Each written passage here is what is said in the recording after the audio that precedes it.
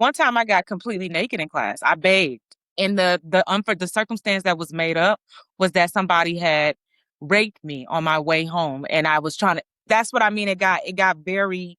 Holy But shit.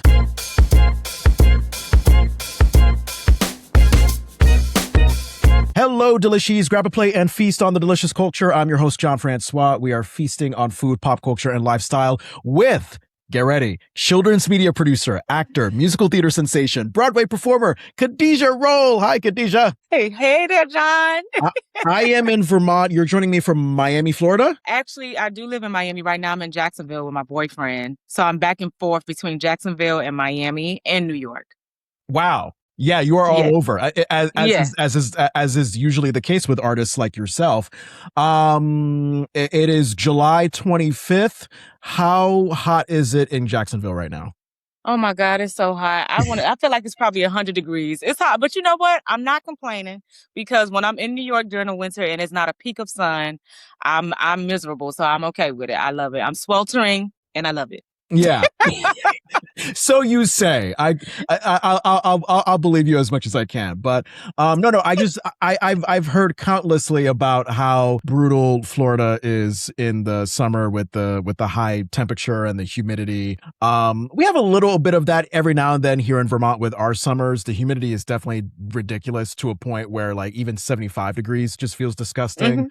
Mm-hmm. And then I go to LA and their 75 degrees is nicer because it's like it feels perfect. I will say New York summer is actually the most brutal over Miami and Jackson, over Florida to me. I think it's ridiculous in New York in the summertime. Now, why is that? Is that because of like all the tall buildings and they're all close? I don't know. I don't. It's not a breeze. It's so hot. The smell. But it's a good time. It's a good time though. Everything is free. Okay, and we're gonna have some fun. But it's hot. I'm reminded of when comedian Craig Ferguson had his late night talk show, and he was producing it out of LA, and he was talking about his visit to New York, and the line that he said was just like, "Oh my God, it was a great time. It smelled like pizza and pee-pee." Like just, and that's what I think of every time when I think of like what summertime must feel in New York. Just the smell of pizza and pee-pee and heat. You want to wear a bikini all day. Like you don't want to wear clothes. And the fall and winter time, may I say, like, because like 30 degrees here in Vermont can feel like springtime because we're like, it's a cooler climate, like for the most part. Wow. So we're used to it. So like, you do 2 or 10 degrees here enough and you get to 30 degrees and it feels like a nice spring day. But in New York, I don't know what it is, but 30 degrees feels like 2 degrees there. It's like, yes.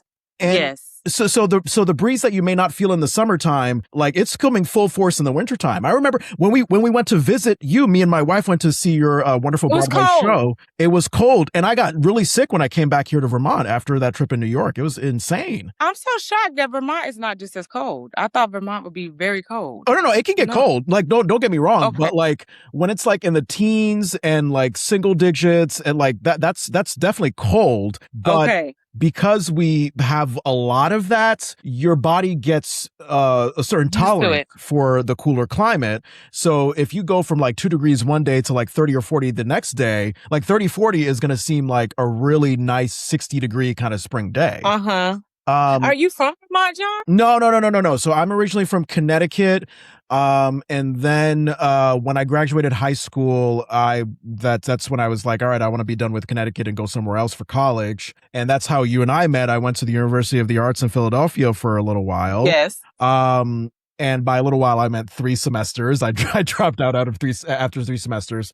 So I was that's what So you left early. Yeah, and you were a musical theater major there, weren't you? I was, and that's why when you said it, I was like, I remember you around, but when I say I was so to myself at UArts, I don't remember anything. I just remember being completely tunnel vision, but I do remember you.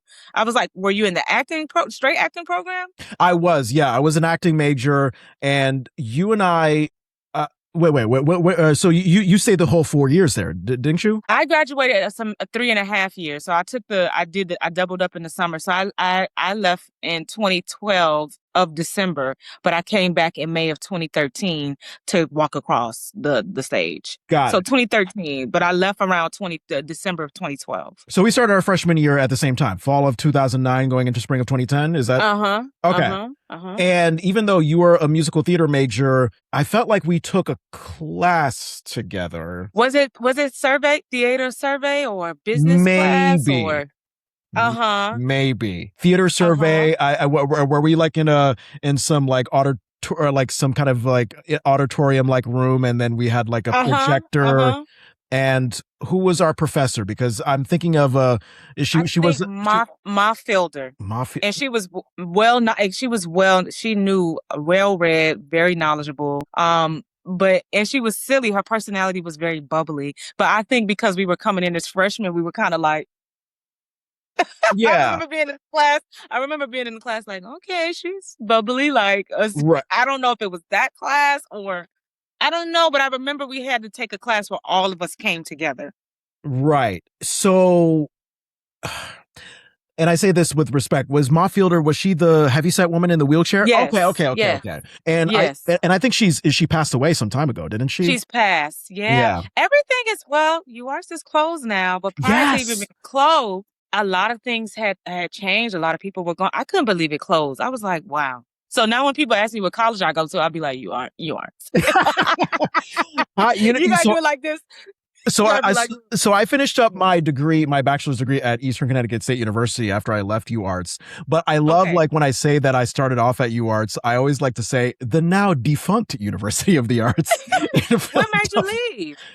When did I leave? Were you not? Yeah. What made you leave? Was you not satisfied with the program or? Oh, so I was like, I was a big fish in a small town, or I'm sorry, I was a big fish in a small pond in my high school theater program, as most theater people might be in their high school, Yeah. in West Hartford, Connecticut, and I just thought like, all right, cool, like I'm gonna carry this energy with me into college, and not surprisingly, you go from a town of I don't know 60,000 people to Philadelphia, where I go from like, oh wow, like I'm one of the few standout talents in my high school theater department. I'm literally the only person of color who's regularly performing in that theater Yep. department. And then, it's more diverse in Philly and there's a bigger talent pool. And I was going through some personal family stuff. My parents weren't doing Yeah. well. They split up around that time. So it was that personal stuff. And then it was me being very intimidated by the intensity, the seriousness Yeah. of the acting program. And, the UArts Yeah. wasn't cheap, as you know. I mean, Yeah. I think out of state tuition was like 40 grand a year at the time. Uh-huh. So all of that, after 3 semesters, I just decided that it wasn't a good fit for me anymore. And I know that I feel like you also had that like end of semester, end of year evaluation where you had to like basically go into a room and sit on a death row in front of all your professors as they like Yes. evaluate how you did for the year. And what always stuck to me at the end of what became my last semester was Ernie, whatever his last name was. He was Uh-huh. yeah, we know I Ernie. remember the name. Oh yeah. I forgot what his last name was, but he was the guy that like he taught us like the Meisner acting method.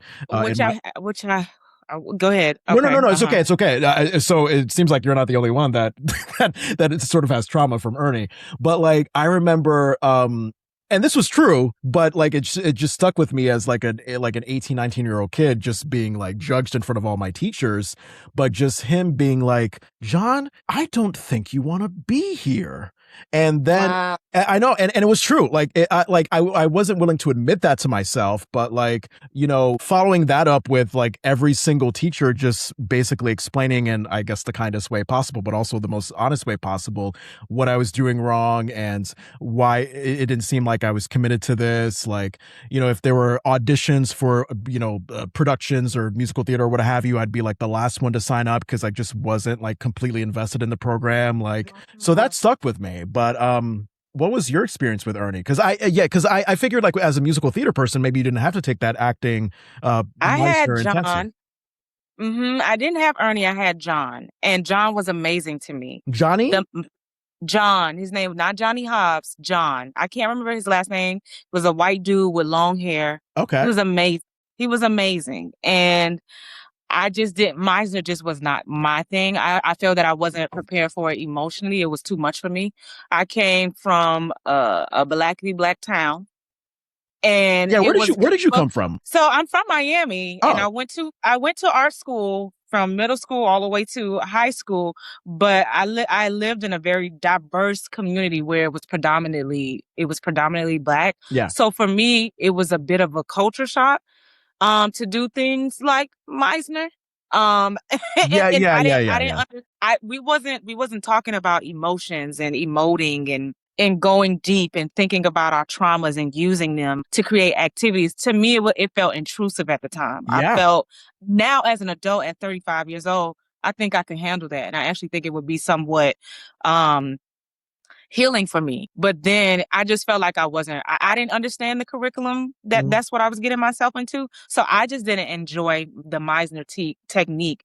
But my teacher was amazing, and he kind of held my hand and took me along, and he encouraged me because I was trying to hide at that point. I Mhm. remember hiding in his class and being like, I don't get it. Like, just not enjoying it and just being a rebel. And he almost flunked me. He was like, I'm gonna flunk you because I was disrespectful at one point. I remember getting up and trying to do an activity, the crafting. You remember where we had, and I was like, this is stupid. Everybody's fake crying and making up things. I was like, I don't know what to do. And I'm literally going off in the class. I was like, this is the stupidest shit I ever, I'm mad. What do you mean And he about looks at wait, me. what do you mean about the crafting? Are you talking about that repetition exercise where we had to like say a phrase Oh, and you didn't. Oh, so well, you don't remember what that we did repetition, but then you had to add crafting to it. So you had to make up a whole. Remember, you had to take a fake circumstance and put it with a real circumstance and create an activity to do while the partner walked in. Oh, I And don't it's like, remember that. Tell me more. yeah. So like, say for instance, one time I got completely naked in class. I bathed in front of everybody. So we had to do an activity. Yes, I bought like this big bin, and the circumstance that was made up was that somebody had raped me on my way home, and I was trying to. That's what I mean. It got very deep, Holy but shit. and as you're crafting that, though, there is something within that activity that is real for you. So now you're dealing with certain traumas that if you're not ready for that, that's what I'm saying. So I don't know what you guys did in Ernie's class, but at first it was repetition for that first semester. But the second semester, we had to create circumstances while we were doing the repetition, and your partner will walk into you doing something, whatever the activity was. And Yeah. it's something that was from your past or something that you have been through, but also it could be imaginary circumstance too. Yeah. And Um so for me at that time, I was like, I wasn't feeling it. But John was good to me, and he gave me a chance, and he believed in me. And at that time I needed somebody to kind of hold my hand. I was upset about that class. And I didn't get it at the time. as you should have been, because we're young, we're ambitious, we're I don't know, in our late teens, early 20s, whatever. And when someone like Ernie, who has, had quite an impressive resume, I remember the very first day, the first thing that he said to us was, after you take this class, you'll be able to act in a scene with Robert De Niro and Al Pacino. So when you hear that as like an 18, 19-year-old, of course you're going to be You're like, like, oh my God, this is great. mhm. Like after this class, like I don't have to go through the 4 years, but after this class, like I'll be that good after this class. So that gave him the allowance to put us through a lot. And I think I remember the crafting activity thing you mentioned. I definitely remember the repetition exercise of like, all right, take one phrase and just kind of repeat it to your scene partner, and it going through various emotional levels with that phrase or situation. A recent podcast guest, Marie Reisberg, who actually also was like a BFA acting major, but she did it at the University of Hartford Hart School in Connecticut. We were talking about this. We were talking about the shared trauma of going through this intense acting experience. And I told her about like, I don't remember how the exercise led to this, but I was thinking of like an unfortunate situation with my younger brother when our dad was in our lives, and just the tension that kind of came up in my brother and I's relationship because it was like, he was the favorite of my dad, but I wasn't so much, and I was sort of like middle school going into high school when my brother was, like in his single digits. So I had all these, very confused feelings that I just didn't know how to Yeah. process, as you would when you're a preteen and teenager. So I was using that, and maybe the exercise didn't go well, but I just remember afterwards Ernie saying like, okay, like, Jon, like, what were you thinking? What was going on in that exercise? And I talked about this unfortunate relationship that I had with my brother, and I started crying like crazy, which Mhm. was big, because I was much like you. I was just very closed off and like, and no, like, I just was in a very I was just in a very guarded, cynical Same. place at that time. And Yeah. all these wonderful classmates with their big personalities, and like I even looked at someone like you and I was like, oh wow, like you're so outgoing, and here I am trying to be like this sort of closed off, guarded, like intense method actor kind of guy. And I don't know, just something about how Ernie was asking me like what influenced me going into this exercise just made me cry like crazy about my brother. And then for him to follow up with, okay, well, I wasn't getting what I wanted out of this, and here's why. It was just like Yeah. a complete mind fuck, because it was like, oh my god, Right. I feel like I'm being really vulnerable for the first time I, here. I felt like I'm doing therapy in front of 10 other people, Yeah, and I'm unpacking these things, and it feels I wasn't we were I can't speak for myself. I didn't even understand my feelings at that point. So it just was I felt like if you're not a person who knows how to do that yet, I don't know how it would serve you. And I just felt like the age range maybe was a little too young. And like I said, now if I took the class, I feel like I would be like, yeah, let's do it. But right. then I was like, what is this? What are we doing? Yeah, yeah, yeah, yeah. And it's interesting that you said that you would be able to handle the class a lot better now. I don't I think I just purely would not have an interest in taking that kind of class. I think that what happened with me was I dropped out of UArts. Understandably, I just felt distant and very turned off by acting for quite some time. And then Wow. yeah, yeah, yeah. And when I transferred to Eastern Connecticut State University, I started off as a communication major because my fallback plan was like, okay, I'm also into like radio and television broadcasting, so I'll like get into communications and I'll do that. And then the reality hit that like, oh, if you're starting a completely new major, then it's going to take you even longer to graduate. So I took my credits from UArts, and then I decided to make a theater major at Eastern so I could graduate, in 2013. Wasn't spring, but Right. at the end of 2013, whatever, that's still fine. And then the love of acting came back when I was Yay. yeah, yeah, yeah. And it was simply because Eastern was basically a sequel to my high school theater program, where it was yeah, like my high school theater program, my teacher was intense in that we were still learning like Meisner and all that stuff, but it was still to a degree of like low stakes. Like we're still having fun, we're still young, and Yeah. with Eastern, Yours was conservatory based. It felt exactly, conservatory. exactly, It was more, exactly.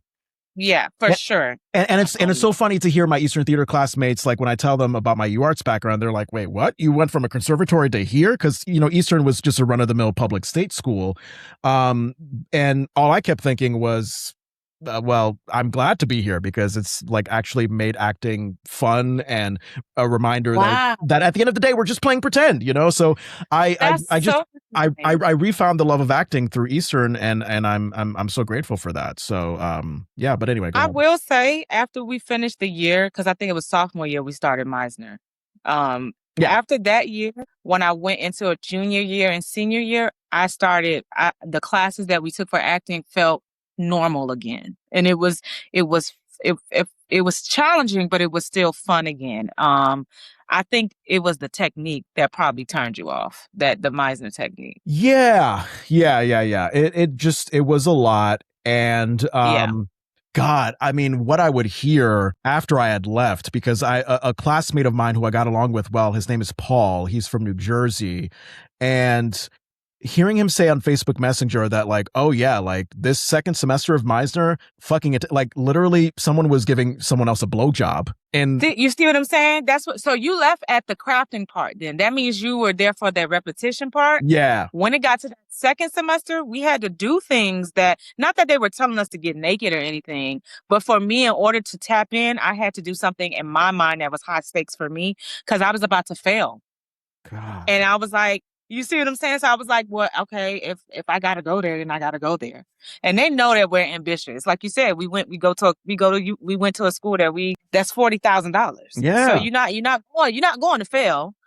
And it wasn't until I did that exercise that's when I had my first breakthrough in the class. I was like, oh, I get it now. But I had to go there. wow, Like, so yeah, it was a trip. And yeah. other than that, I had, I also was the black girl in musical theater because I think I was the only black girl in my musical theater class, not theater, How did that musical theater. feel? I'm so used to that because I went to New World in Miami, which was is also like a conservatory based high school that was also a college. Yeah. And the way that I was already trained to believe that by the time I got to college and I looked around and I saw my white counterparts, I said to myself, this is just a training ground. I'm probably not going to get a role. I'm probably not going to be, you know what I'm saying? So that's why I doubled up in the summer times and was like, let me get my degree and then I'll go. As soon as I left, the reason why I left early is because I booked my first tour. Wow. So good for you. Yeah, I didn't have to do the what is it, the senior showcase and things like that. Like it kind of came to me because I knew that at UArts I wasn't going to be getting any roles, unfortunately. Like that's just what it Yeah. was.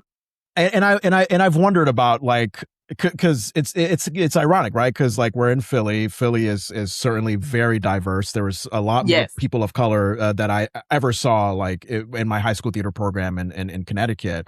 But at the same time, I remember this stage combat professor, Charlie, what's his name? I don't remember his last name, but yeah. yes. So like he was a very old school Civil War enthusiast kind of guy. Like, the kind of like middle-aged white man that would really get into like reading very thick, thorough books about American wars of the past.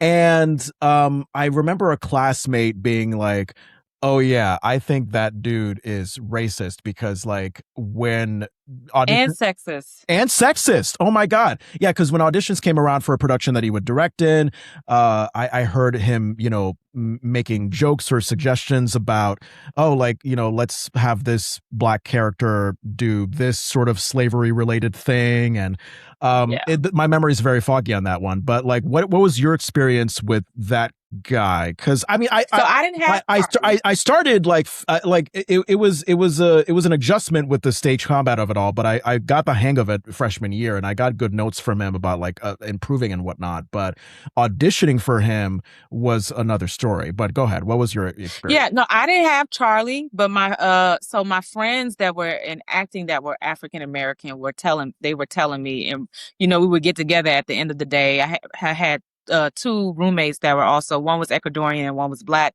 and they would share their experience and the things that he would be saying that was inappropriate, and I'm like, and everybody felt that same way that you're saying, that it was like, oh, we think something is off with this man, but ain't nobody saying nothing. But I didn't have Charlie, so because musical theater didn't take stage combat. I would hear all the stories though. It's so interesting what they allow at these colleges. And I think that in musical theater, I think in the arts world, in the conservatory world, they believe that if they take the actor or the performer and they break you down to build you up. And I don't think they're realizing that sometimes y'all not building us back up. Yeah. I feel like going back to what you were saying, like the fact that you could handle these kind of classes now, with therapy, which is where we should have like really dealt with all this stuff, with therapy and growth, sure, like 30, 40, 50 somethings might be able to handle this. But like when you're in that like very young late teenage, young adult stage where you're quite not knowing what's going on, and you're ambitious, and you think, adults of Charlie and John and Ernie's caliber are saying like, do this, do that. And you're following the way, like, it's so easy to get lost in that. And, Yeah, and I should say for our audience, stage combat, basically like if you're doing scenes where there's like fencing or fight choreography involved,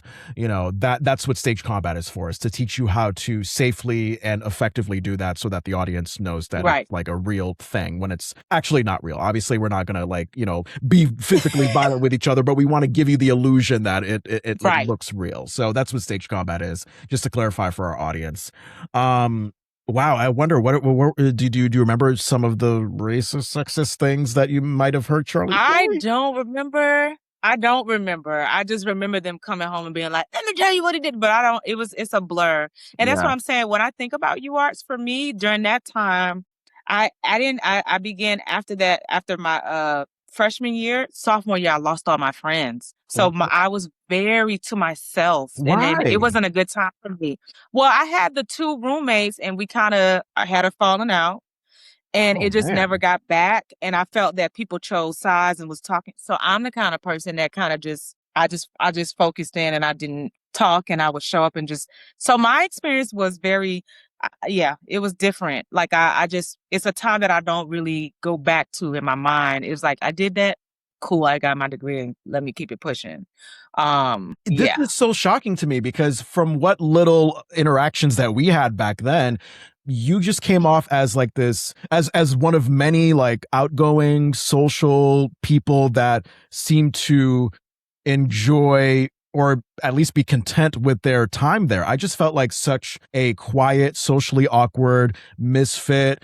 Both roommate situations that I had in my freshman year and half of my sophomore year, they could have been very fruitful like friendships, but I chose to just be like this standoffish guy, keep to myself. Like Uh-huh. my roommate would invite me to go out to things, and I'd just be like, no, I'm just gonna stay here with my fucking Apple MacBook 2009, whatever the fuck, and just watch stuff in my room in the dark.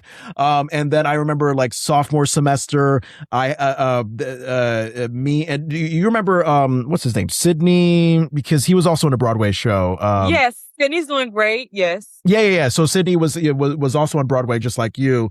We were roommates, and he was very nice and friendly. But I just didn't open myself up to be Yeah. more friendly and reach out and create a relationship. But I remember like we had our bunk room situation, our bunk bedroom situation, and then we had these other two guys across the hall, and one of the guys was just like he had an attitude, and Yeah. I may have not helped it when I like always ate his food. Like I was like eating his ice cream and then like throwing the empty box out the window to make it seem like I didn't eat his ice cream. So John said, I was causing some of you said that. I may have not helped with it. Yeah, but like I know what you mean, like just like so the intense program of like learning acting, musical theater on that level, along with the fact that you're not really getting along with roommates, like yeah, it could create quite an experience. So I'm so shocked that it didn't work out for you that way, that you felt like you were kind of distant in the from everything. beginning, freshman and sophomore year, I was outside, I was having class, I was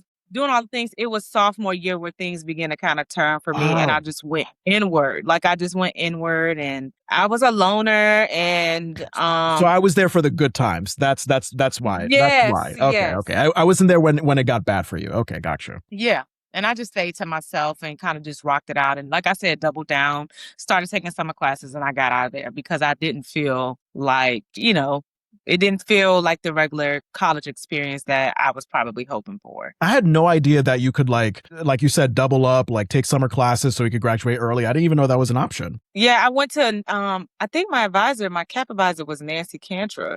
And I was like, hey, I want to get out of here faster. What can I do? And she was like, you take your liberal arts classes in the summer. So I was taking my sociology classes, blues, jazz. I was doing the poetry all in the summer, and I actually enjoyed it. I actually enjoyed that part of it. Yeah. Really? Okay. Yeah. Because if I'm not mistaken, those liberal art credits that you speak of, those are like sort of the general education classes that like the sort of basic the basic requirements of being able to get your degree. Why did you enjoy that more than your like actual like classes that dealt with your musical theater major? I think it's what I told you. I had already made up in my mind. You guys are not gonna. I'm not gonna perform. I'm gonna get all my education here, but I feel like you guys are not going to put me out where I know I can do these parts and roles, but you're choosing things that's not for me. You know Right. what I mean? Right. So I just was like, I'm gonna make the best of it by getting my education. Like we didn't learn.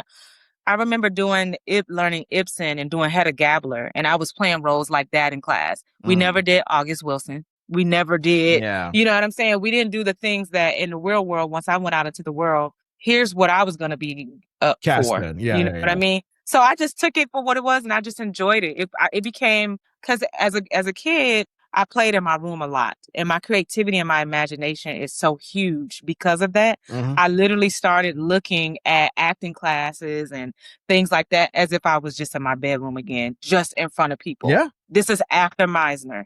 And so I began to enjoy it, but I wasn't going after the things. I was like, let me just get my degree and go about my business. And then when I would get into the liberal arts classes, it was the things that we were talking about, sociology and just the history of like literature. And I became more like, wow, fascinated with that stuff. Like, oh, because you got to think from when I was 11 all the way till college, all I did was musical theater.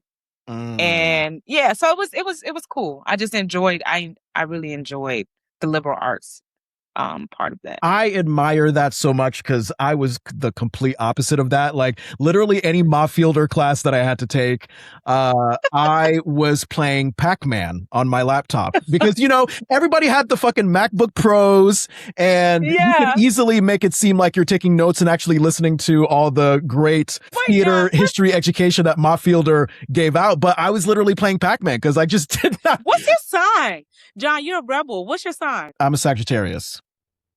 Mm-hmm. Oh, what You are you? sound like you What was a is your rebel. sign? What is your sign? Come Look, on. I'm a Capricorn. So my sister and my boyfriend are Sagittarius. And so I love Sagittarius, but I think they are very much people that are like, y'all don't play the radio to me. Like y'all are like, I'm not subscribing to this. I'm out. Like, Right, right, right. I don't know, man. I mean, as a SAG, I'm all over the place. Like, I'm very conflict avoidant. Like, I get intimidated by authority, but I also don't like to listen to authority and go against the grain. I like to do my own uh-huh. thing. Like, yeah. So so my sister and brother are Capricorns. What are key attributes of Capricorns? People say that Capricorns are difficult. But what I hear is that we're super ambitious. We're about our work. Right. I think we're socially awkward at times. I am. We're not the friendliest. We're guarded.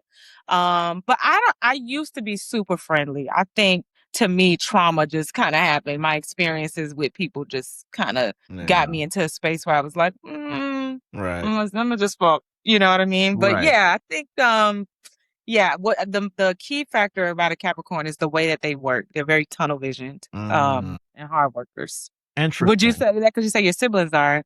Do you see that in your siblings?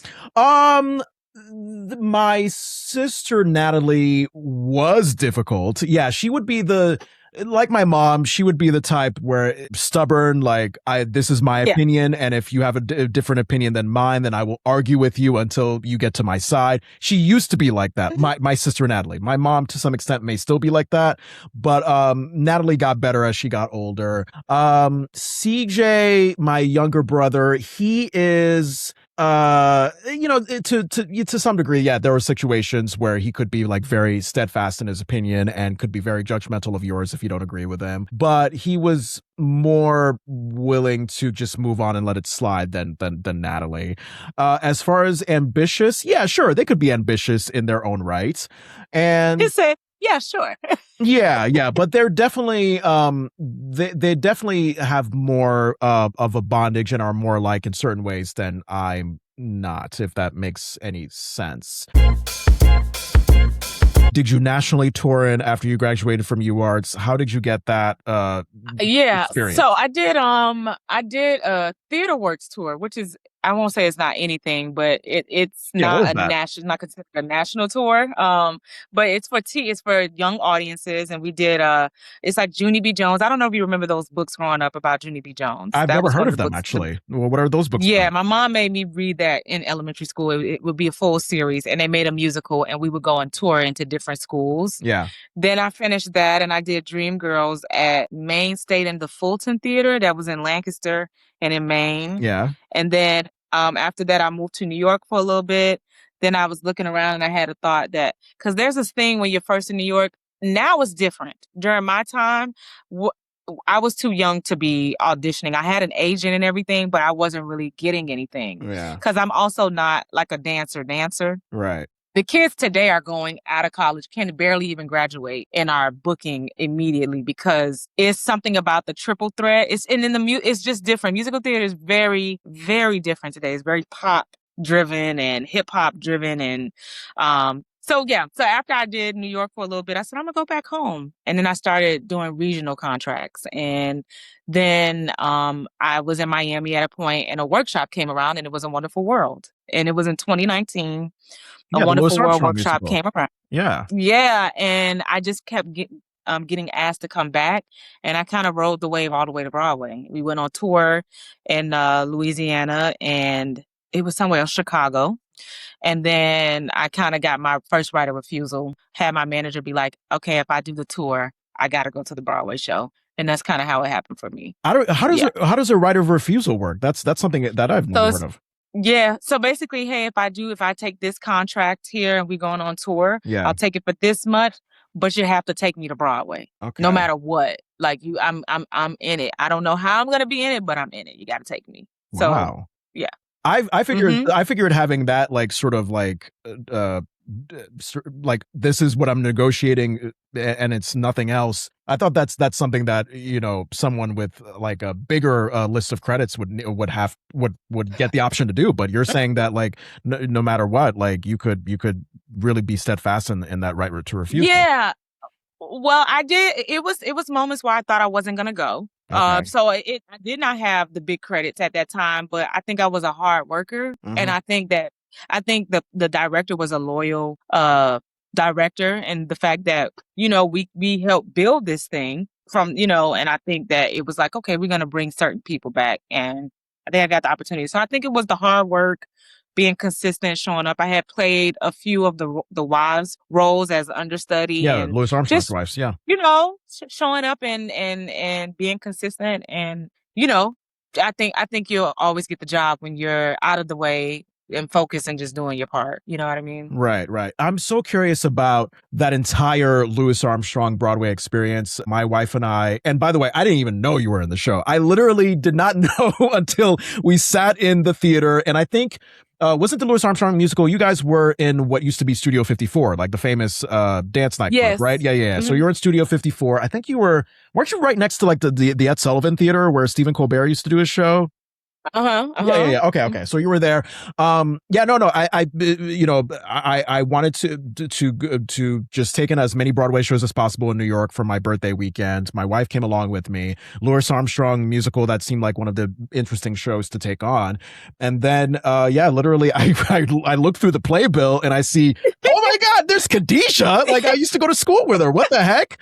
And I tell my wife about this. We see the show. It's fantastic. Oh my God. Like, Yeah. the way you guys just musically told the story of Louis Armstrong and what he meant to jazz music and of course all his wives, and then you played one of the ensemble dance Uh-huh. and singer performers. Tell me about that entire experience on Broadway, because I'm always fascinated by Broadway because to me it's like the performing equivalent of a factory job. You know what I mean? Like where it's like, you clock in, you sweat it out, you clock out, and then you do it again the next day. It's not like a film and TV set where It could vary. I mean, if you're doing like a single camera drama, of course you're going to do your 12 or 13 hours on set, and a lot of that you could be waiting around in your trailer, waiting for your time to come up, or it could be like a sitcom where it's much easier. You probably shoot scenes here and there, and then you get to end your workday at 2 p.m. But Broadway, like you guys are really sweating it out there on stage, 8 shows a week. So just talk to me about all of that. Like what was it like Yeah. being out there on the Broadway Yeah. stage night after night after night, and Mm. doing that, and doing that not only as the ensemble, but as you mentioned, like you had to understudy, you had to sub in for one of the bigger wife characters. Like Yeah. what was that all like? Yeah. Well, I first of all, I'm going to start by saying I felt extremely grateful to even have the opportunity because it was something I've been trying to get to for forever. And it was awesome. I met a lot of people. I had a great time watching and seeing how other people worked, especially like the leads and how disciplined they had to be and consistent in their lives that they had to be to be able to carry their roles, how tired they were. I remember being on stage one day and a lead crying because they were so tired and just having to work through it. And it's a very strenuous job though. 8 shows a week. Yeah. You don't really have a life. Yeah, You're because going like to Monday is the only day that you have off, and I think yeah. what's the whole thing? Is it like one Tuesday, two Wednesdays? Like, tell me the whole You get schedule. well for us it was just a Tuesday off instead of the Monday Oh, because of I forgot why they did it that way. But on that one day off, you're getting everything done that you need to get done that you weren't able to get done. So yeah, all your adulting things like a dentist appointment, paying a bill, the all the things because you're sleeping to make sure you could get back up and do that show again, especially on the 2 show days. And you're in the room with a bunch of women, and that's different if you're not a lead. really? Knowing how to, I think schools should teach this because this is just as important. It's not just about performing; it's also learning how to be around people and how to carry yourself as a product because you're a business yourself, Yeah, knowing how to carry yourself, knowing what to not be involved in, knowing what to talk about, what to say, what things to not show up to. It's not just people think it's a glamorous job. And I get that, but it's also a lot of peopling. And if you're not a people person, that might not, would you yeah. describe yourself as a successful people person during that frame of time? I think I did a great job in showing up. Hey, everybody, da da da, and kind of just honing in. I don't think I can do better with. I feel like I can do better with networking. I think I'm in a different place now. Um, it's just it's a different level. I mean, I can't. I want to be careful what I'm saying, Sure. but it's an industry in which you have. It's almost like you're putting on a persona as well. Like not Yeah. only are you going in to act a role, but you as the product also has to put on. It feels like you have to put on this role as well because maybe you can't be as transparent because everybody is always in competition. It's always a competitive thing. You think you might be making a friend, but really you're not. And so Yeah. learning the game in that way was a thing as well. And then after I had the experience, I was like, I like this. Thank you, God. I want to try something different now. Thank you for giving me the thing that I worked on for years, Yeah. but I don't know if I really want to get. I don't. I'm a family oriented girl too. I want to get married. I want to have kids. I did. The girl who I understudied, the woman who I understudied, was married and had children, and I watched her do it. And I thought it was amazing. But it was a lot Married with children and living in New York City. and lived married with children, living in New York City, and was the one of the lead wives. She was Jeez. amazing. She was phenomenal. And I understudied her, and not only did I understudy her as the role, I watched her as a woman and a wife because that is important to me. And I think some people in New York, they're so ambitious that they're not thinking like that. Nothing is wrong with that. I just think that New York breeds Oh yeah. people who are that's the Hustle. focus, that intensity. Yep. And I have this thing where I'm like, I wanted this thing and I love this thing and I still I'm open to whatever God gives me moving forward. But I also I want a family. I am so fascinated by all of what you're saying because here's what was rolling around in my mind. You talk about being content with that Broadway experience, but wanting something different. But like the show closes. Like what a year? When did the show open and when did it close? Literally 3 months. We built this show for 4 or 5 years. Yeah. Right? 2019 was the first time I heard about it. It opened, we went into rehearsals in August of 2024. It opened in October. We were closed by February, like the beginning of February. Like we got the announcement sometime in January. So like 3 months. Wow. Not no, we opened in November. Sorry, we opened in November. Yeah. And yeah, it just so it wasn't a because Broadway, the ticket sales, the way the politicking of it all, it's very different now. Yeah. And my mind was like, oh, so because I moved to New York for A Wonderful World, and then it kind of got taken, and I was like, I don't like that feeling. It's yeah. How can I? Yeah, and also even in auditioning and waiting for somebody to tell me that I'm good enough to do the next production and Yep. just that kind of thing for me, I was like, I think I'm done with that, and I want to create my own stuff. And how am Ah. I going to do that? Yeah, we're on the You same know? journey. We're on the same journey. Yeah, because Yeah. I used to be very much like that with acting. I had like two instances, one getting out of college and then the other last year where I thought, all right, maybe I want to like dive into acting more intensely, professionally, really get into it full time, go out on the auditions and stuff like that.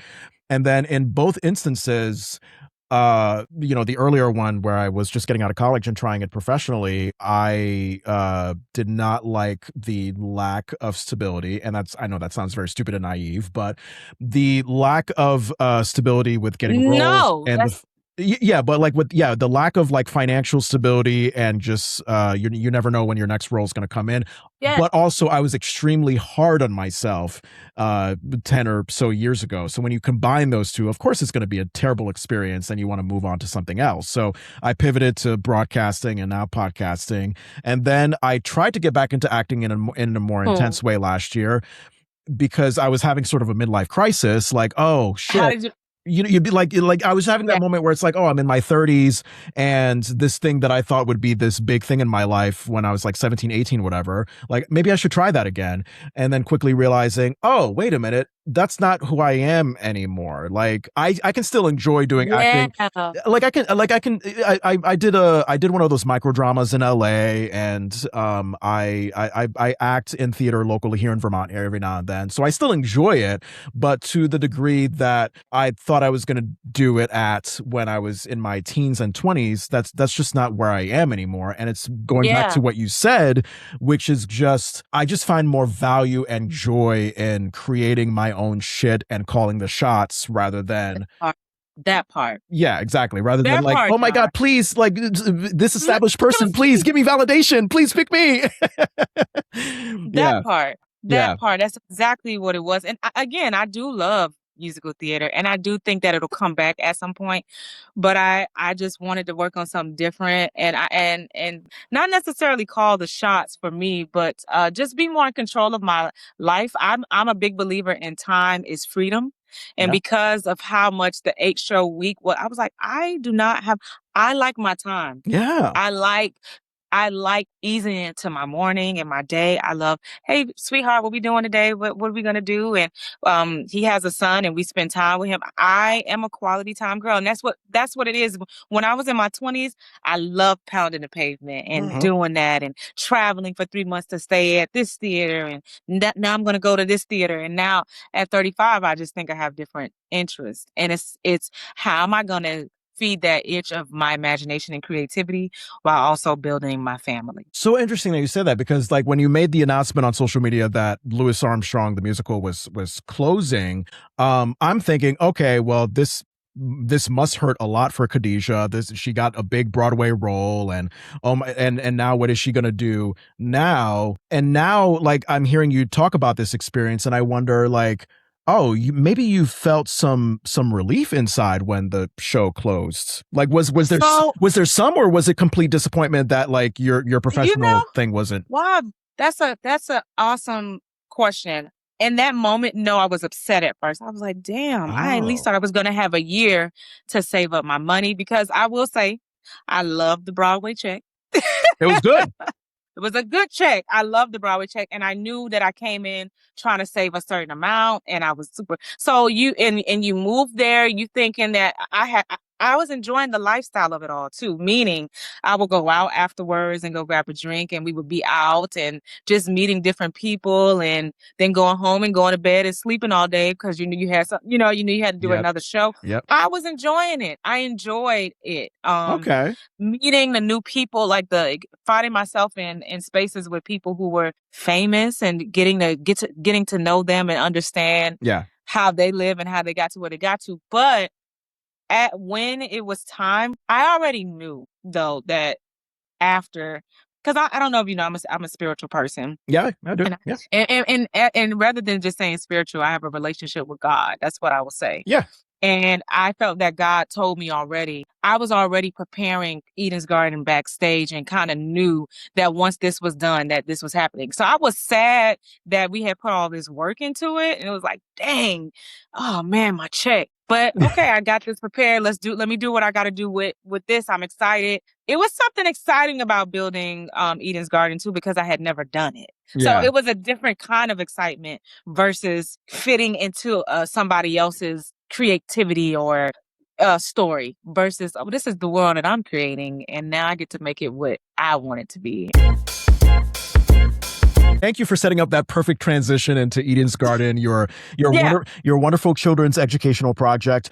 I mean, look, I'll be honest. Like, talking to you as someone who's performed on Broadway, who was able to afford living in New York City, I want to ask, how much was your rent and how much was that check? I don't want to get you in trouble, though. So if you prefer to keep that private, that's okay. Yeah, no. So I was staying with my aunt, and she did not make me pay rent. So my aunt wanted me. She's 80 years old, and she just wanted some companionship. And she was like, "I want you to save up your money because New York is nuts, right?" So I was blessed in that way. Okay, I believe my check was before taxes at least $3,000 a week. That's not bad. But imagine that 1,200 is coming out of it. Yeah, for right taxes. off the top. Yeah, you know what I mean? Because New York is it's insane. It's New York. Yeah. Yeah. So, but it was pretty, and that was as an ensemble member who was understudying somebody. And I'm sure that if I had other roles on Broadway, I could have maybe gotten a bit more. So the pay is nice. It was worth it. Yeah. Because I had came from teaching. And in Florida, you're not getting paid to teach. Oh, I bet. So I was grateful for it. I was like, yeah. So yeah. That's good. That's good. Yeah, no, so yesterday on the ride home from work, I caught the 5 mini episodes of Eden's Garden, your children's educational project. Wonderful, really wonderful.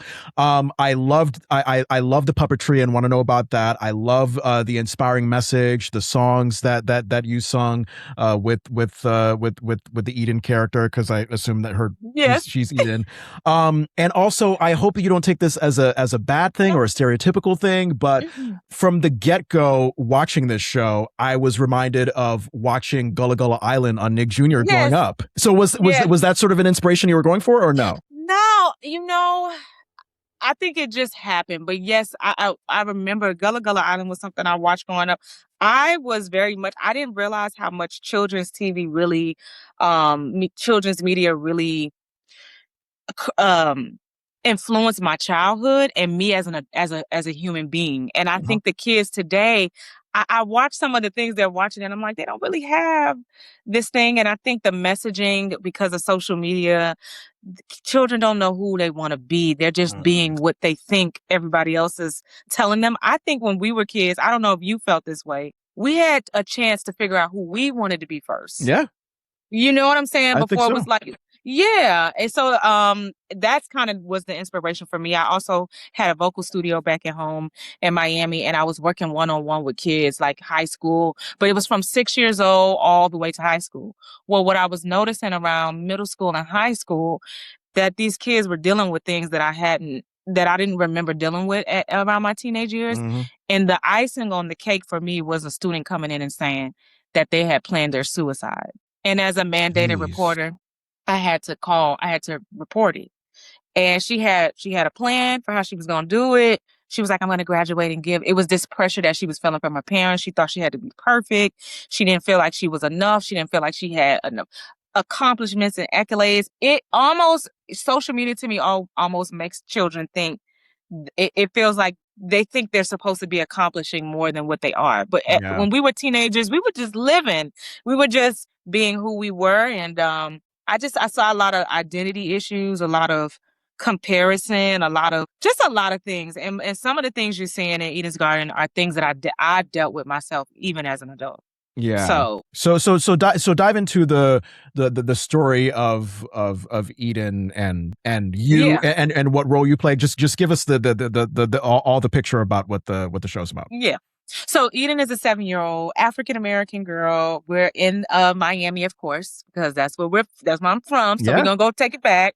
And she is journeying through the world with her community, with her Auntie Kay, and they're sowing seeds of learning about God, but also about who they are and character development and social and emotional growth and learning, and how to, speak up and talk and problem solve and have conversations and things that I just feel like aren't happening. And so in this garden, we're learning about all of that, and we have different community, and each character has something different that they're dealing with, and every character we see is somebody that I actually have met or I've seen in my students when I've taught. And because my kids would come and talk to me. Sometimes I didn't even want to hear what they was talking about. I was Yeah. like, Yeah. So yeah. So Auntie K is the role that I play. Of course, I wrote myself into it Yeah. because it was what I said, I'm gonna give myself a part. Yeah. Why I'm not? gonna give myself a job, And Auntie K is kind of the voice of reason. She's teaching, but she's also not. She also can be taught as well. Yeah. So it's a place where adults have accountability too. Yeah. You Yeah. know. So yeah. So Eden, the 7-year-old, she looks like a Jim Henson Muppet quality puppet. Yes. Yeah. Can you describe what led to the decision to make her a puppet?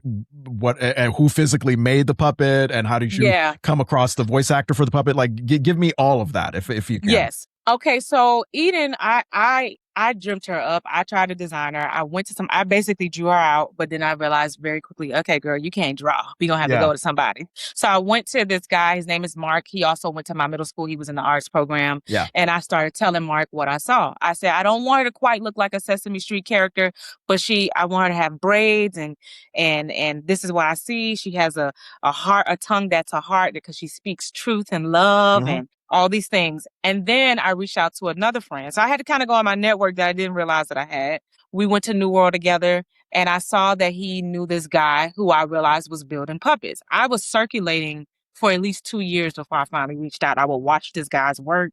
And finally I reached out to my friend. I said, hey, can you put me in contact with this guy? His name is David Colston Chorus. And I reach out to David and I tell him what I'm trying to do. I'm like, I'm not a puppetry girl. The reason why I wanted a puppet is because I just wanted to deal with a different element. I wanted to go back to that Gullah Gullah Island feel, like you said, that much more when times felt simpler to me, in my opinion. And so I told him about it, and it took him a year to get it, because then when we got to the hair part, I was very picky about it. And then I got my director through my boyfriend, who has a great following on social media. And I'm telling him about all the things that I'm trying to do at the time. And he's thinking I'm weird at first. And then finally I pull out my scripts and he's like, whoa. I start playing the music that I'm putting in my Venmo and da da da da da. Like I wrote everything. Yeah. And he was like, oh my God, this is actually really good. Like, I'm gonna reach out to somebody. So he said, I think I saw this person. I think I seen this guy. And I was given every reason as to why this person wasn't gonna do it with me. I was like, oh, he's a Sesame Street guy. He was on Bear in the Big Blue House. He was Ubi. He played all these things. He's been in the game forever.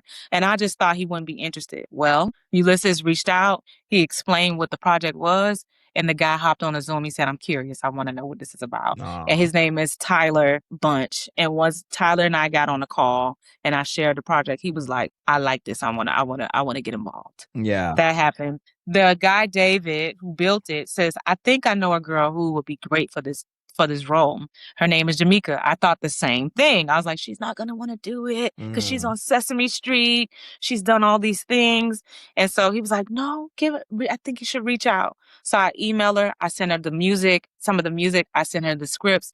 she's like, wow, I would love to hear more about this and hop on a call. And she was also interested in it as well. Oh my So God. it just kind of came together. And Jamaica plays Eden. Eden. Jamaica Okay. plays Eden. She's this amazing puppeteer. Yeah. She's been in a few things and she's just really awesome. She also went to school, I think, for musical theater. And then somehow she said she switched into puppetry because it's a world that I think not a lot of people are in. And so she kind of found her niche through that. Like she said, she really went ham practicing puppetry in the pandemic.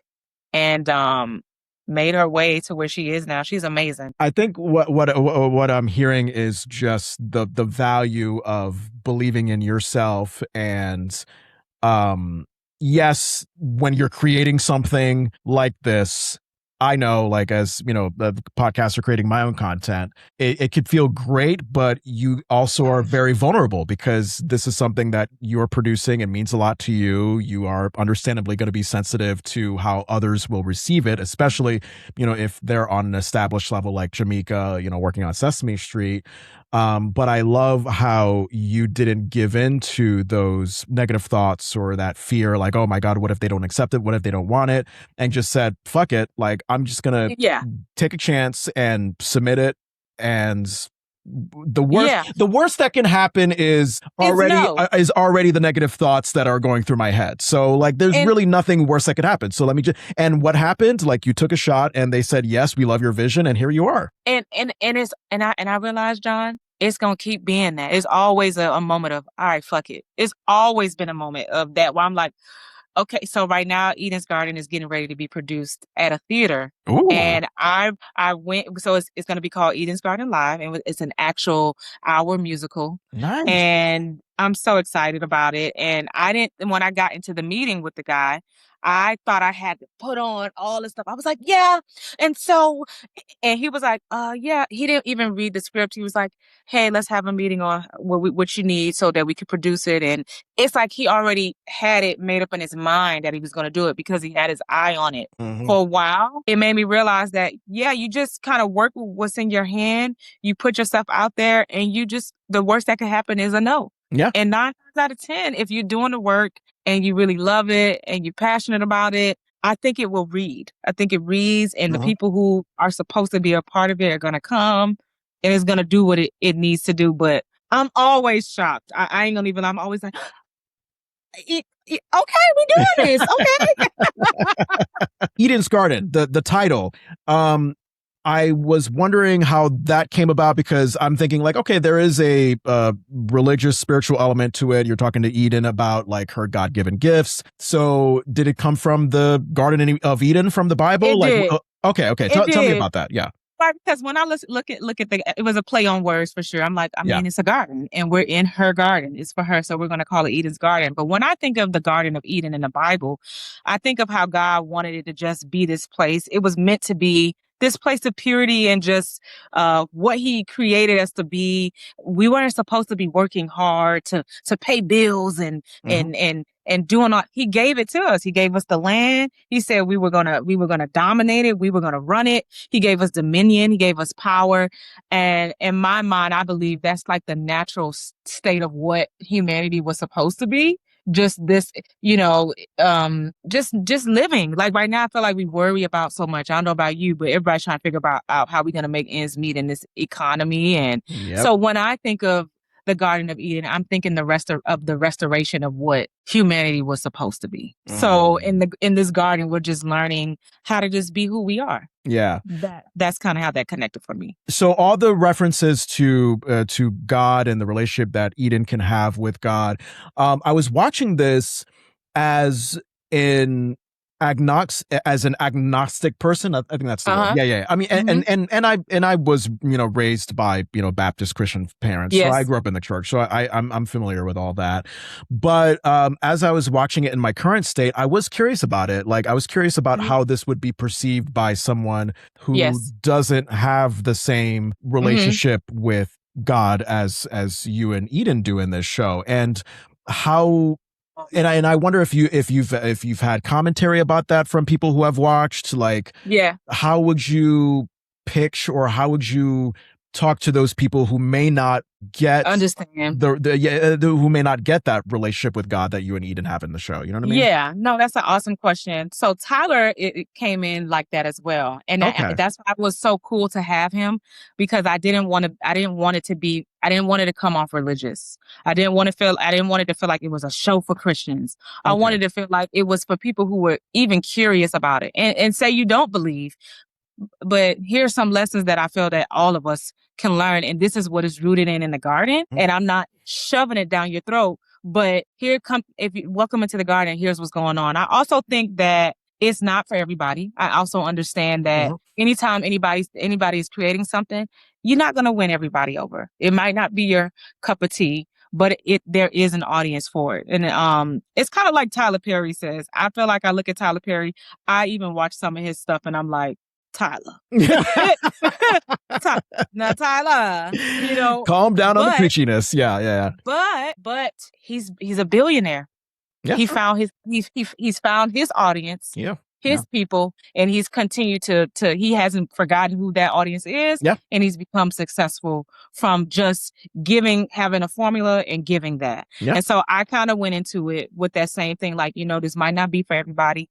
I'm also not excluding people. This is not we're not doing if you ain't doing this, you ain't. No, it's not that's not what this is about. Right. Because I actually don't agree with that. It's about, hey, community, loving people despite differences. It's actually going against the grain of what our political Christianity looks like today. Gotcha. It's actually like, hey, that's not what we're teaching. Here's what we're gonna teach. Everybody gonna love everybody, and we're gonna learn how to live amongst each other. You know what I mean? Like it's more in that space. So, but I do, to answer your question, I understand that everybody might have a different outlook on things, that might not be subscribing to God and whoever God is for them. But I hope you still felt welcome, and I hope you didn't feel when you watched it that I was trying to convince you. No, not at all. No. And I love that you said that you were not trying to shove it down people's throats, because I didn't get that feeling at all. I got that you were staying true to your spirituality, your relationship with God, and you wanted that to reflect in this content that you were producing, that you worked hard on. And at the same time, I saw universal themes that anybody, religious, non-religious, could relate to. And most importantly, as a young person growing up in this age of the internet and social media, is just being able to believe in yourself, not get caught up in the toxic online cyberbullying bubble of it all, and just be grounded, find who you are, believe in yourself. I thought it was great. I mean, I did not feel like you were preaching a sermon. So thank you. Perfect. And Mr. Rogers, I don't know if you remember Mr. Rogers. I love Mr. Rogers. Yeah, of course. Mr. Rogers was a pastor. And if you look at his stuff, if you watch his stuff, it was Bible based. He just was during the time they couldn't say that. Like they couldn't talk about it. And I love the way he did it. I think I was maybe a bit bolder by putting God's name in there. Yeah. You know what I'm saying? And it was a thing. We talked about it. People was like, I think that this might happen if you do. I had all the talks. I had all the people. Here's what I think. I get it. I don't want it. And my thing was always, why don't you take it to a church and let church funders fund it? I don't want it to be attached to a church because I don't want to exclude. This is for everybody. Exactly. So yeah.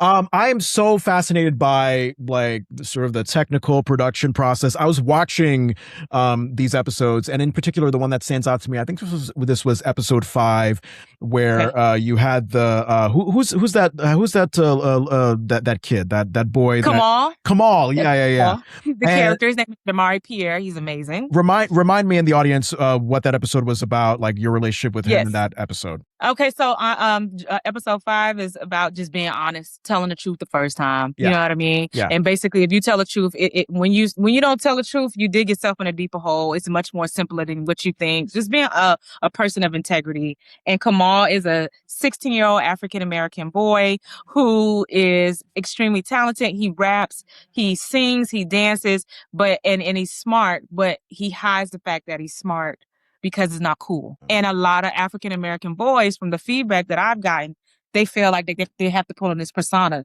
They got to be a thug. They got to be this. And then I remember having students, I was like looking at their work when they were turning in, like, you're actually quite intelligent. Why are you acting like, and having that conversation? Well, Ms. Rolle, we I come from this neighborhood, and if you don't, we get looked at like this. And so just being true to who you are is kind of what I was trying to get out of that episode. Yeah.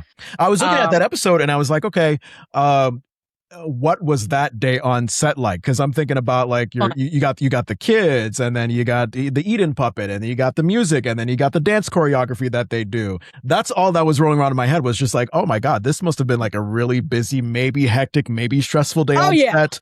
And are you like, I think someone else is the director credit, but like what's that like in terms of just making sure that kids, the puppeteer, like everybody's on the same page? Because I know that, especially when you're dealing with younger people, it could be, kind of frantic. Yeah. So we definitely had pre-production meetings, Tyler and I kind of worked out this thing with Tyler, like, hey, I want to learn, because puppetry is considered special effects no matter what you're doing, because the foreground and however it has to be made, whatever the angle is. And so I'm coming into something because I'm a theater girl. I didn't even know what filming would be like. I've had some experiences on set, but I told Tyler right off the bat, hey, I'm new to this.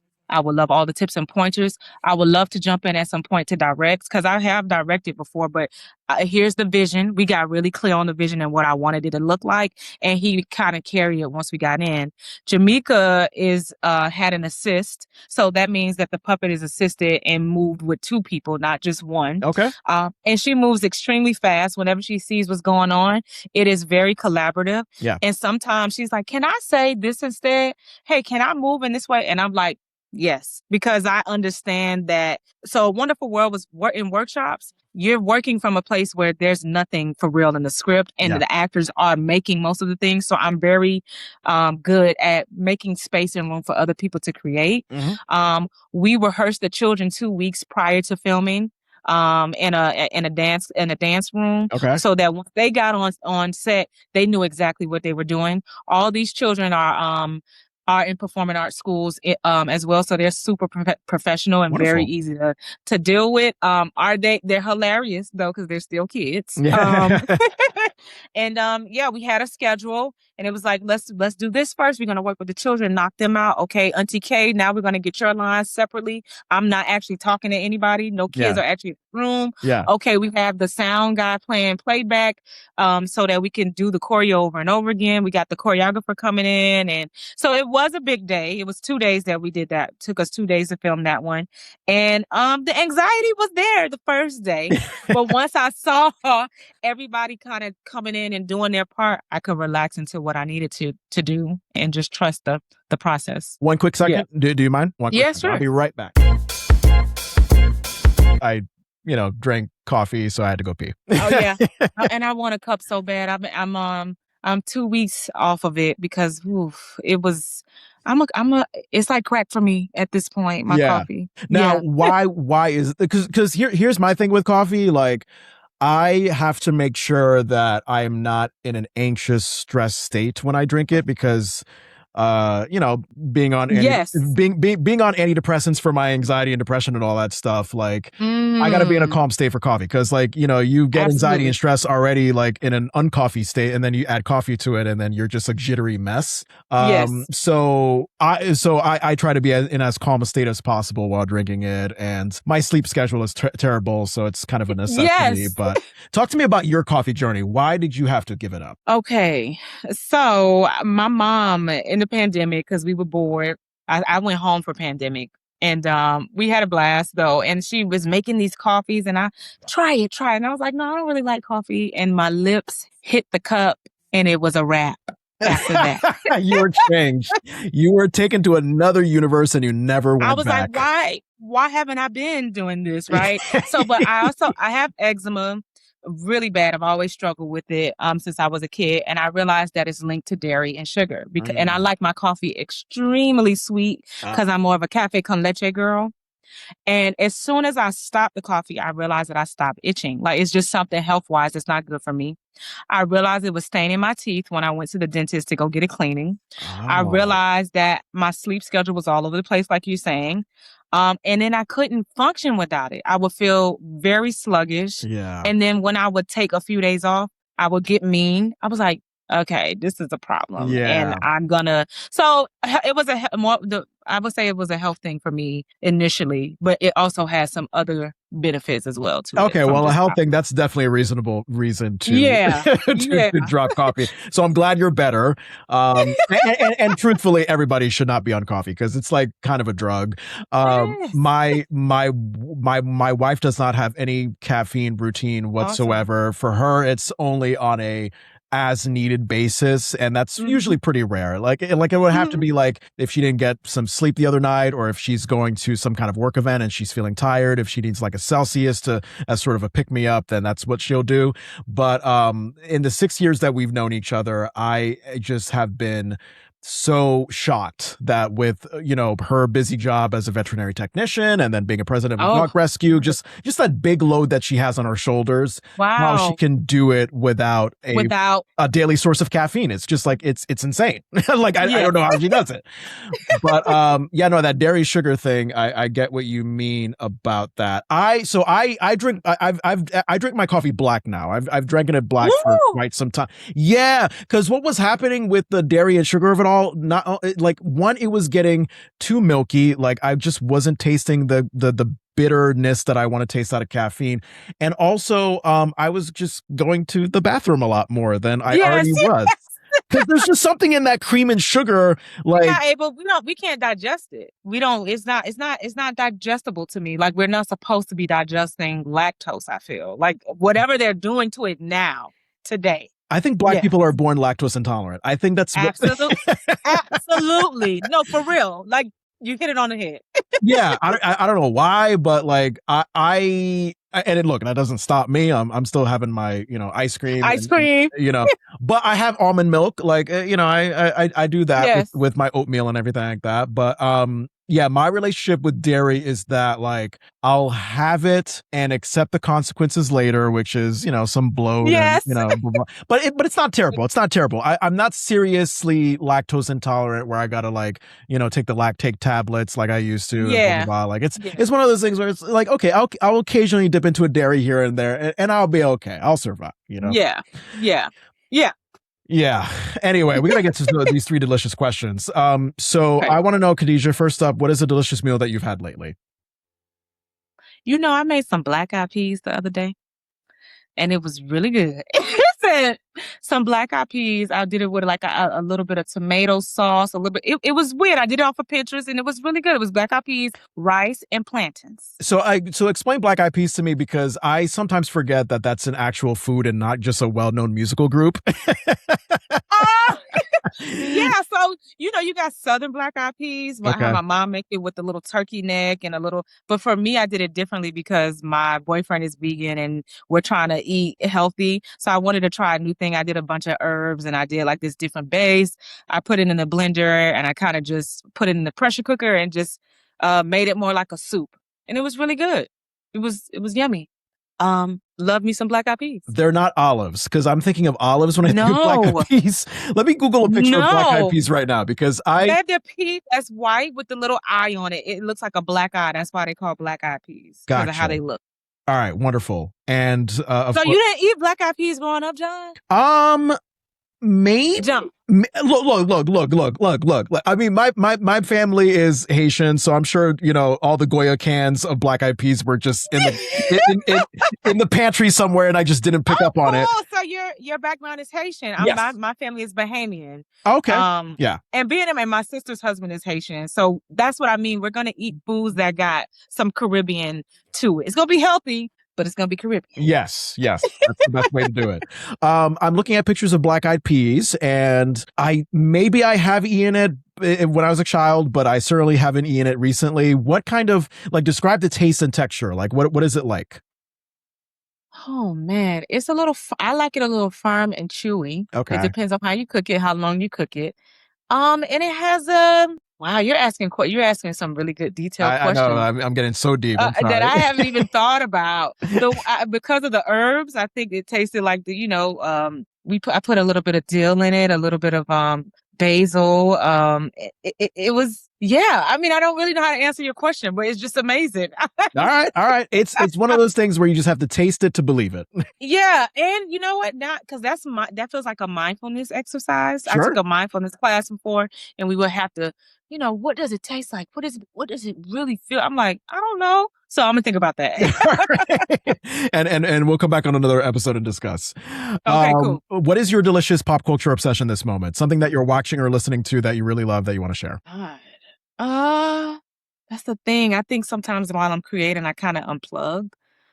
You are like this singer that I talked to yesterday. She said pretty much a similar thing. Like Yeah. I had to force the fact that she did have a movie night some time ago with her son, and they watched the first Toy Story movie. So that's all I got out of her. But like, Yeah. can you recall anything that you watched or listened to? Like, it doesn't have to be like yesterday, but like maybe like the last thing that you watched or listened to that you were like, oh my god, this was so great. I love this. Yeah, I watched a movie the other day called Sure. Echo Valley. I Oh, can't remember who are the actors. They're in Apple TV. They're two phenomenal actresses. let me look that up. What? Um, Tell me what it's about. Echo Valley. It was about this mother and this daughter. The daughter was a heroin addict, and it basically what it highlighted to me was the love of a mother and her daughter, like the relationship with that, which I kind of have with my mom, and how mothers would do anything for their kids, and um, it was really good. It was nicely written. I feel that a lot of the movies and the stories that's being told today, I think we kind of get stuck in this new way of telling stories today because it's the trend, like that Get Out feel. You know what I mean? Yeah, Jordan Peele. Sometimes, Yeah. sometimes I don't want to see that. Sometimes I just want to see a regular ass story. And Yeah. that Echo Valley gave it to me. Echo Valley gave me that feel from the 90s when we were watching a movie that had an arc and a storyline that built and all the characters had some depth to it. And so I was feeling that. That was awesome. It was a good show. Echo Valley. Sometimes I feel like I'm forcing my wife to watch the kinds of movies and TV shows that I like, which is not so much what she may like, where, she could be into like high stimuli stuff, your medical dramas, your procedurals and your actions and your horrors. And that's great. I mean, I love doses of that as well. But what do you like? For me, so I like a little bit of all of that. I think that's great, but like a soft spot for me is sort of an indie feeling relationship dynamic kind of drama or comedy. Like, give me something where like I wouldn't say necessarily a rom-com, okay, but like a romance drama, something like that. You know what? You know what, then, John? You have to watch, and you probably already saw it, and I should have said this first. This TV show off of Prime called Every Year After. Ooh, what's that one about? It's a relationship. It doesn't feel rom-com, but it's romantic and it's so damn good. It just was good. It's about this lake. Every summer these kids come back to this not a camp, but like a area that you come to, like a lake, and they fall in love with each other from kids. And every year they come back, but they don't get together. But there's always this tension created. But you can tell they genuinely love each other, and it's a feel good. It's a feel good, one of those feel good. I love that. I'd say the most recent example of sort of that like deep relationship dynamic movie that I like. Have you watched Hamnet? No. It was nominated for, I think, a bunch of Oscars. It was with Paul Mescal, and I forget who the actress was, but basically it tells the story of William Shakespeare and his partner. They have children, and one of them dies from some sort of disease, and how pretty much Hamlet was inspired by Hamnet, William Shakespeare's son's death at such a young age. Because if you remember from Hamlet, I think it was like the father dies Yes. And William, you see toward the end of the movie, William Shakespeare, he plays Hamlet, I think, which Mm-hmm. I think is the name of the father character. I haven't seen Hamlet, but Mm-hmm. the father dies on stage instead of the son. And that's basically William trying to say that he wanted to take the place of his son in terms of dying. I've heard that The Lion King is pretty much Hamlet. So Uh-huh. It that's, is. that's my reference point. But no, Hamnet, Hamnet was great because it was what I wanted. It's like, okay, you see the blossoming love between William Shakespeare and his partner, and then you see it go like over a cliff because all of a sudden, like, he has to go to London all the time for his plays that he's producing. That creates less time with the wife and children. And then the son gets sick and dies. William's not there for that. He comes after the fact. Wow. And the tension between him and his wife and the mother of the children based on that. Yeah. So that stuff is what I love. Anything from a wonderful, pure love story between two people, and you get to see the conversations around that. You get to see the conflict around that. Or, yes, it could be a tragic story like this. I made my wife watch it with me, and she was like, "What?" Because it was very sad. It's very sad. I mean, we're trying to have kids, and it's like, oh my God, this is like really sad to see. But I love that kind of stuff. I love that kind of stuff. And yes, like in terms of a big stimuli thing, like a horror movie, like we watched Obsession the other day. That was great in the theaters. We saw that. We loved it. I haven't seen it. Okay, Obsession. Yes. It just came out. I haven't seen it. So Obsession and Backrooms. Those are like the big two horror movies that are like really being talked about right now because they're both directed by Gen Z YouTube content creators. Okay. And now the whole story is like, oh, Hollywood can be saved by Gen Z, which should have been a conversation they should have had a while ago, because these content creators that are of that generation, they do have a very passionate following, and they will pay to see your movie in the theaters. Okay, well, I have to check it out. I'm a pretty scary girl, though. Like, listen, I that's okay. Yeah. Not for everybody, but I was looking up Echo Valley on Apple TV. So Julianne Moore plays the mother. Yes, amazing. Have you seen that movie with Natalie Portman? I think it was like May, December with Julianne Moore and Natalie Portman. And I think it was Natalie Portman. She was like sort of like following Julianne Moore. She's like, I guess, this like well-known celebrity actress character. I think I have. Who has a relationship with a man that is a lot younger than her. And I think the whole thing was like, maybe that's her son or stepson or whatever. Hold on. Let me. Yeah. What was the name of that one? I feel like I did. The name of the movie is May, December. It came out on Netflix in 2023. And it is about Natalie Portman is an actress who travels to meet and study the life of Gracie, Julianne Moore, a sex offender she is set to play in a film. Gracie has been in a 24-year relationship with her husband, Joe, which began when he was 13 years old and she was 36. Oh, shit. It's an intense movie, but it's good because it's Julianne Moore and Natalie Portman. They act pretty well in that movie. Yeah. I have to see that. So it's called May, December. And Charles Melton, who me and my wife recently saw in the second season of the show Beef on Netflix. Are you familiar with Beef? Okay. Mm-mm. Yeah, it's an anthology series. Basically, it's different characters every season, and the common thread is how childish and how far and how immature people will go with beef, with conflict with each other. So, yeah. So definitely watch that. But yeah. Okay, so you watched Echo Valley with Julianne Moore and Sydney Sweeney, who of course she's amazing. Yeah. Sydney Sweeney's great. Yeah. So we saw her in Euphoria recently. Have you seen that show? I did not watch it purposely. Because Yes. But I heard it was amazing. I heard it was amazing. I saw her in that other Housemaid movie. Sydney Sweeney? Housemaid, where she's getting to know this guy. I don't even want to give it away. You guys got to see it. It's a lot of twists and turns. It's not what you think. It was good. Housemaid. And when you watch it, please text me and let me know how you like it. Okay, I will. Yeah, I haven't. So I think the only movie that me and my wife saw Sydney Sweeney in was that sort of romantic comedy that she did with Glenn Powell. We weren't crazy about that. Sydney in Euphoria. I mean, I don't know. I mean, I'm still trying to figure out how I feel about Sydney Sweeney as an actress because interesting. Yeah. Because like I don't know. Like I feel like she is propped up to be like this prestige actress because she is in prestige material like Euphoria and She was in the first season of The White Lotus. So like she's Uh-huh. in these prestige things, but like, she's clearly made out to be this sex symbol. So it's like you got the sex Uh-huh. symbol thing, and then she's in this prestige stuff.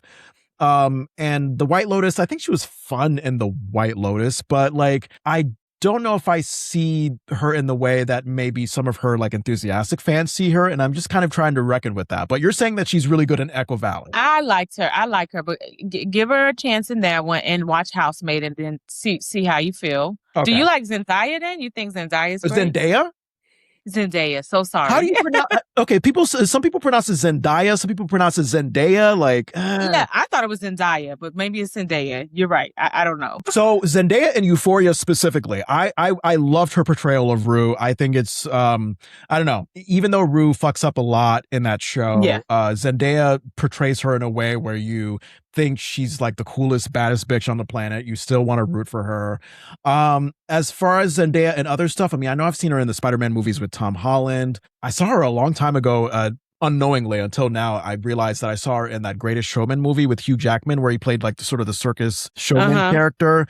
I don't know. I mean, there is a debate on like Zendaya's acting ability. I think that it's sort of like Sydney Sweeney, like you think of her and you think like, oh, okay, yeah, she's thought of as this sex symbol, this fashion icon. She kills on the red carpet. And she keeps getting cast in all these like big prestige things. What do you think about Zendaya?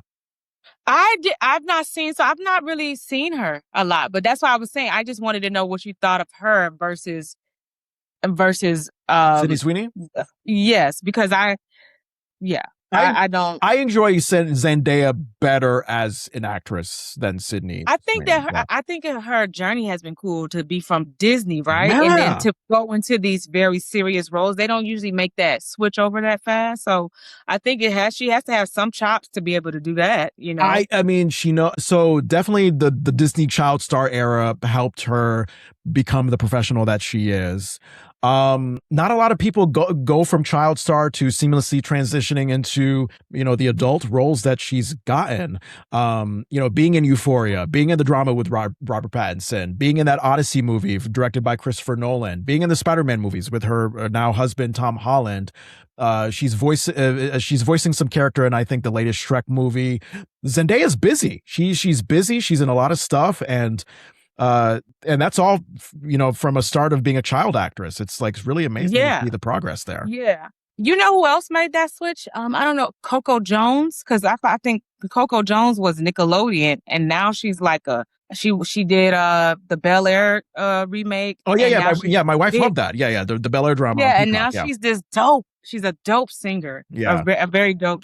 She has a dope album and right. Yeah, I'm looking her up right now. Yeah, she started off on Disney. So Random, Good Luck Charlie. She did those Disney Channel shows, and yeah, you're saying she's a singer now. Yep. Her debut album Why Not More from last year entered the Billboard 200, and wow, yeah.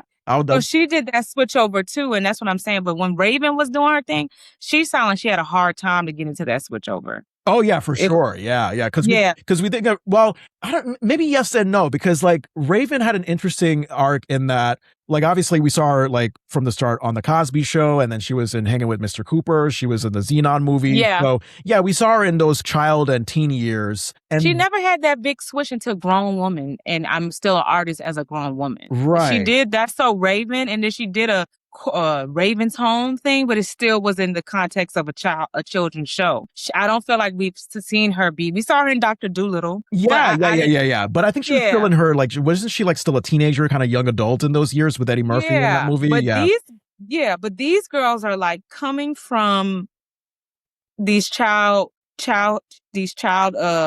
becoming they're childhood actors, and they're moving into adult careers.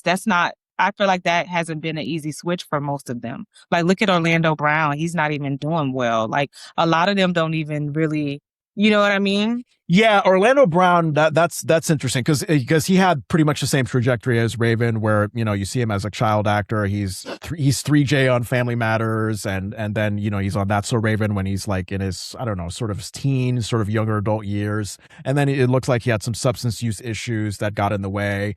I think he's doing better now, but yeah, Yeah, the substance use of it all, like that definitely yeah, took a damper on his career.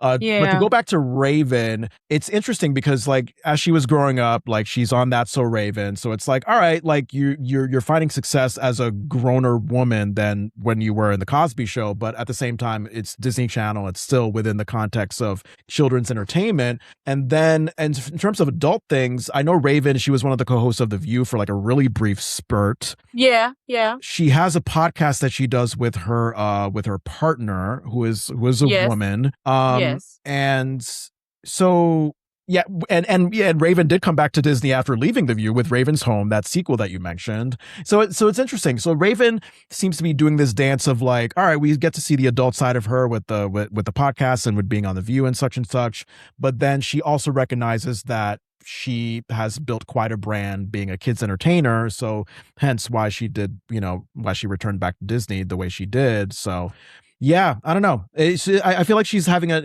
interesting balance in her career right now. Yeah, yeah. I don't I would want the career what Zendaya and Coco Jones are doing, where you switch over. I think Brandy did it well, but I feel like she kind of got stuck in being the perfect girl. Her persona had to stay like she was the good girl. You know what I mean? Yeah, yeah. Because I know, Yeah, sometimes yeah, I just think they get stuck in it. That's yeah. right. Yeah, when Brandy was younger in the '90s, I think she balanced the music career with Moesha, and then yeah, it's interesting that you say that good girl image because now I'm thinking about when Brandy and Monica did that song, "The Boy Is Mine." So Yeah. was the whole narrative that Brandy was the good girl and Monica was like sort of the bad rebellious one? Yeah. Okay. Yeah.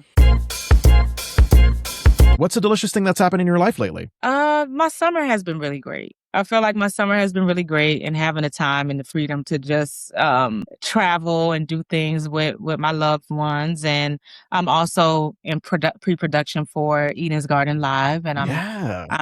I'm very excited about that. And I'm nervous, I'm happy, I'm all the things. I would say that's been very delicious. Yeah, I'm so glad that you're doing the Eden's Garden Live thing because it immediately transported me back to my obsession with Barney the dinosaur back in the 90s, Yeah. because not only did he have like, his show with the kids and they film on this set in like Dallas, Texas or whatever, but I remember having VHS tapes of like Barney's live shows. Like he used to do live theater shows. Oh, whoa. I'm surprised. I didn't know I'm that. surprised I never actually got to go to one of them because, like, I literally I had the Barney sheets, I had the Barney stuffed animal, like, Oh, you know what I mean? Like, yeah. Barney came out in '92. I was born in '91, so I was like the perfect age for Barney obsession when it came out. Yeah, I remember. I loved Barney, but I didn't know Barney had a live. I He didn't know did. that. I didn't know that at all. And the cool thing about this element is that because I'm trying to put it into educational programming,